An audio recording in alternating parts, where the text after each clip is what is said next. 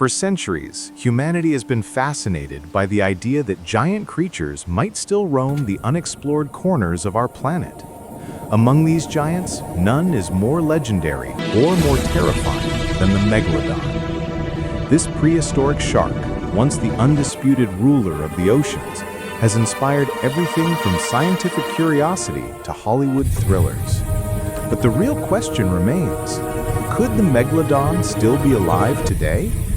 To explore this, we need to examine what we truly know about this colossal predator, where it lived, how it disappeared, and whether the modern ocean could still hide such a monster.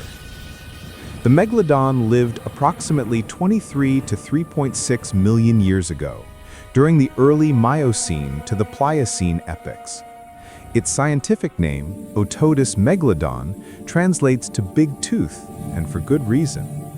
Fossil evidence shows that its teeth could reach more than 7 inches in length, roughly the size of a human hand. With jaws capable of generating a bite force of over 40,000 pounds, it was the most powerful biting creature to ever exist. Estimates of its size vary, but most scientists agree adults averaged between 50 and 60 feet long, making them 3 times larger than a great white shark. To understand whether the Megalodon could still exist today, we must first understand why it went extinct. The most commonly accepted theory points to a combination of climate change and the decline of its prey. As the Earth entered a global cooling period around 3.6 million years ago, sea temperatures dropped significantly. Megalodons were warm water predators, so this shift likely shrank their habitable range. At the same time, many of the large marine mammals they fed on, such as early whales, either went extinct or adapted by migrating into colder waters where the Megalodon could not survive. With diminishing food sources and shrinking habitat, the mighty shark's population declined until it vanished completely. So, if the Megalodon died out because of environmental changes, does that mean it could still be hiding somewhere in the deep sea? The ocean is vast, so vast that more than 80% remains unexplored. There are trenches deeper than Mount Everest is tall, underwater mountain ranges, and pitch-black abyssal plains stretching for thousands of miles. If any creature could avoid detection, it would be something living in these lightless depths. But here's the problem. Everything we know about Megalodon suggests it was not a deep-sea animal. Its biology was suited to warm, shallow, highly productive coastal waters, places where food was abundant and sunlight could support vibrant marine ecosystems. Deep-sea environments, by contrast, are freezing cold, have extremely low food availability, and rely mostly on slow-moving scavengers or small organisms. Nothing about these environments matches what a creature the size of a Megalodon would need to survive.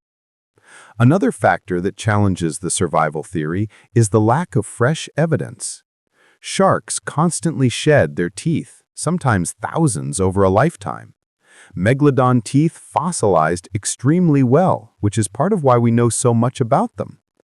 If Megalodons were still alive, even in small numbers, we would expect to occasionally find freshly shed teeth, carcasses, or at least some trace of their presence. Yet, no modern tooth has ever been discovered. All verified teeth are millions of years old. Likewise, no sonar scans, submersible footage, or deep ocean surveys have ever caught anything close to a 60-foot shark. Some people argue that giant creatures like the colossal squid remained undiscovered until relatively recently, so why not the Megalodon? While the comparison is interesting, it doesn't fully hold up. Colossal squid live deep in the twilight zone of the ocean and rarely come near the surface. More importantly, they survive in an environment that fits their biology. They are slow-moving, cold-adapted, and do not require massive prey to maintain their size. Megalodon, on the other hand, needed enormous amounts of energy. Its diet mainly consisted of large whales, seals, and marine mammals. If such attacks were happening today, giant bite marks, missing whale carcasses, we would almost certainly notice. Even the reports of enormous shadows, giant fins, or mysterious sonar readings often attributed to the Megalodon have all been debunked as misidentified whales, large great whites, or even harmless basking sharks. In some cases, the sightings were outright hoaxes designed to attract media attention. Still, the idea refuses to die.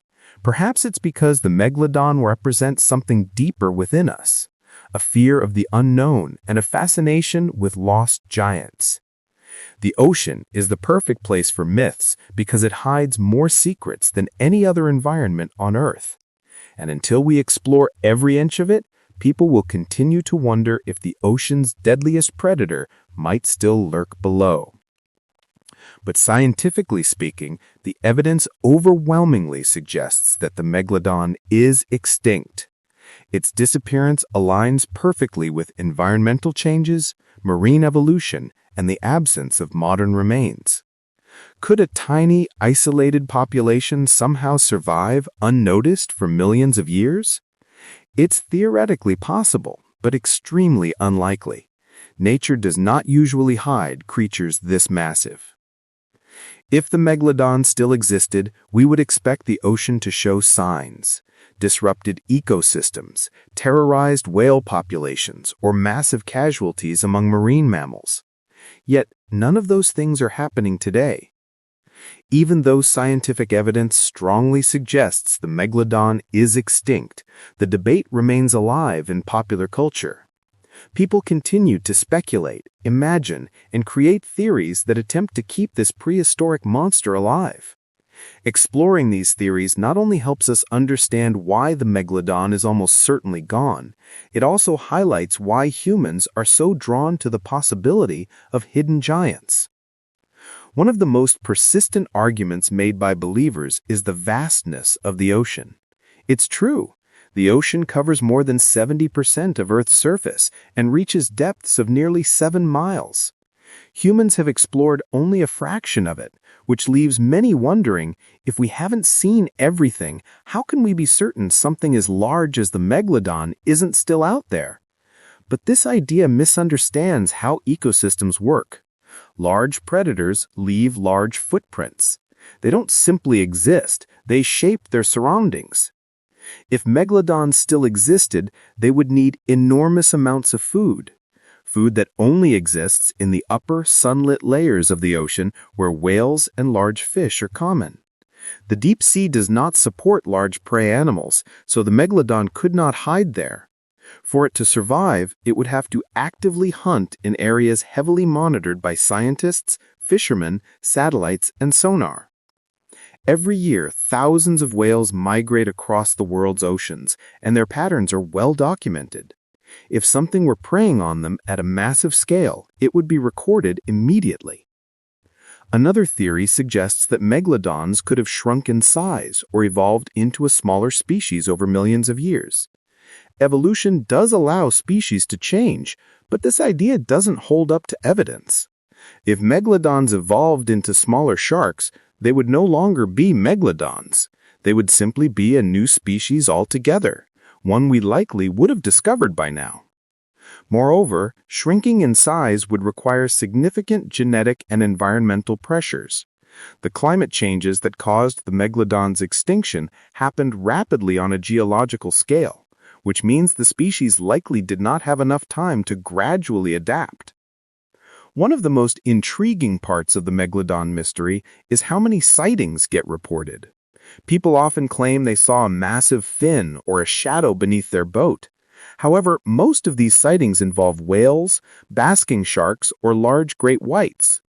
Basking sharks, for instance, can reach lengths of 30 to 40 feet, and when seen from above, they appear even larger due to water distortion. They also have enormous dorsal fins that can easily be misdistinguished from those of a giant predator. In rare cases, some fossil teeth have been mistakenly dated and rumored to be only thousands of years old.